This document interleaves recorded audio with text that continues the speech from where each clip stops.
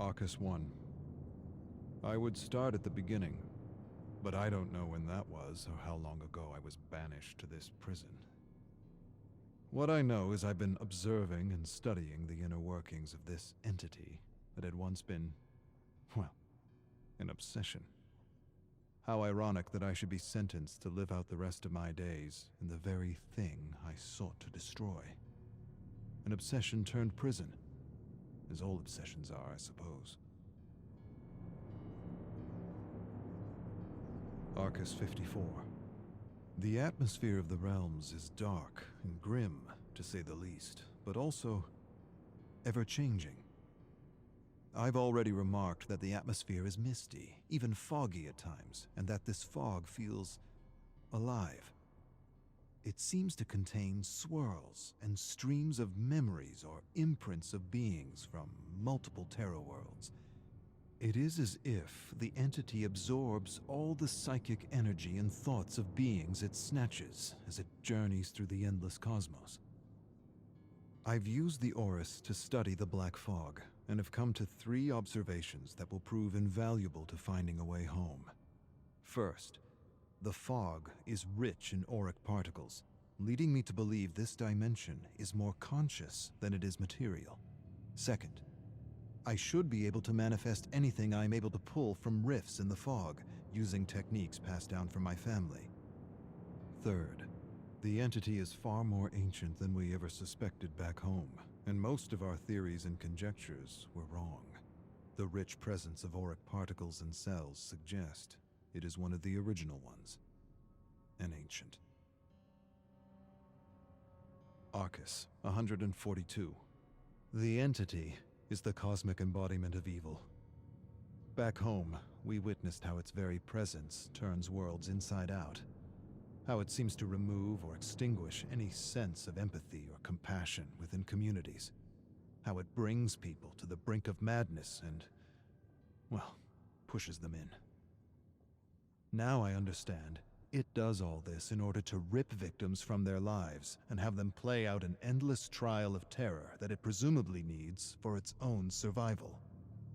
And there, perhaps, lies the key to its destruction, if an ancient can be destroyed at all. End the trials. Destroy its ability to sap dark nectar from victims like a cruel parasite feeding from a flower.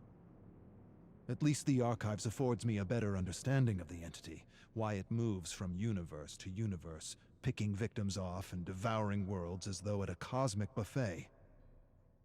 What I have yet to conclude is whether it is attracted to worlds that are brimming with darkness and madness, or if it is in fact the catalyst of such darkness and madness. Arcus 557.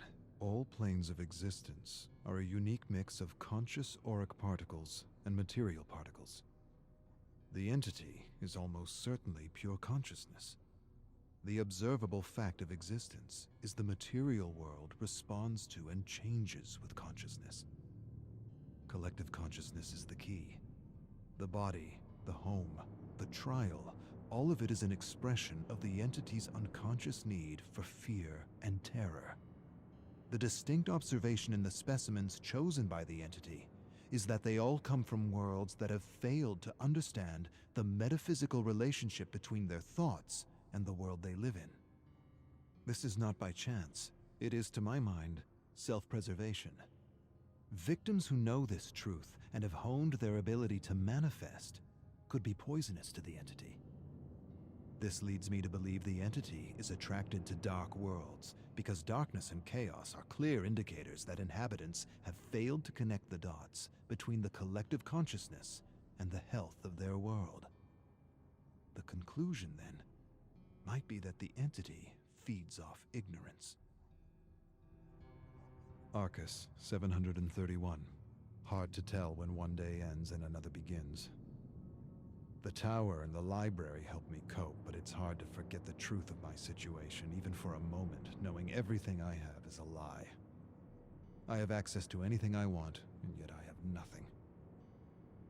The survivors continue to undergo the trials of the most brutal of killers. I continue to search the fog for the memories of those who found a way to escape. sometimes feels like a futile search. But then again, I've got time on my hands. Lots of time.